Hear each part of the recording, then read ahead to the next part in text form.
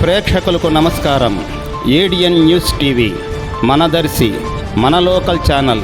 ADN news TV ప్రేక్షకులకు నమస్కారం. వార్తలు చదువుతుంది మీ ప్రసన్నారాం.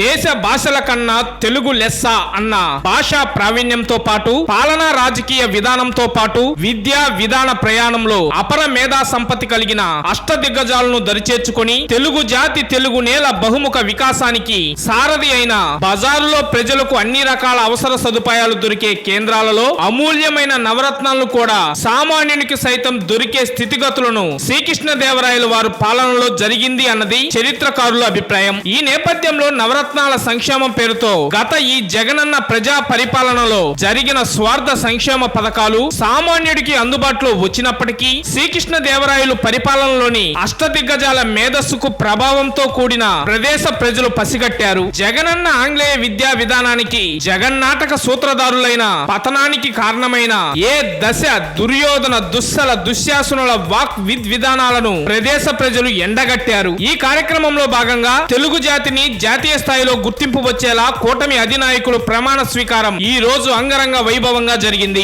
నభుతో నా భవిష్యత్ అన్న నేపథ్యంలో సాగిన ఈ రోజు జరిగిన ఆంధ్రప్రదేశ్ రాష్ట్ర ముఖ్యమంత్రి నారా చంద్రబాబు నాయుడుతో పాటు నారా చంద్రబాబు నాయుడు అనే నేను శాసనం ద్వారా నిర్మితమైన భారత రాజ్యాంగం పట్ల నిజమైన విశ్వాసం విధేయత చూపుతానని, భారతదేశ సార్వభౌమాధికారాన్ని సమగ్రతను కాపాడుతానని ఆంధ్రప్రదేశ్ రాష్ట్ర ముఖ్యమంత్రిగా నా కర్తవ్యాలను శ్రద్ధతో అంతఃకరణ శుద్ధితో నిర్వహిస్తానని, భయం కానీ పక్షపాతం కానీ రాగద్వేషాలు కానీ లేకుండా రాజ్యాంగాన్ని శాసనాలను అనుసరించి ప్రజలందరికీ న్యాయం చేకూరుస్తానని దైవ సాక్షిగా ప్రమాణం చేస్తున్నాను.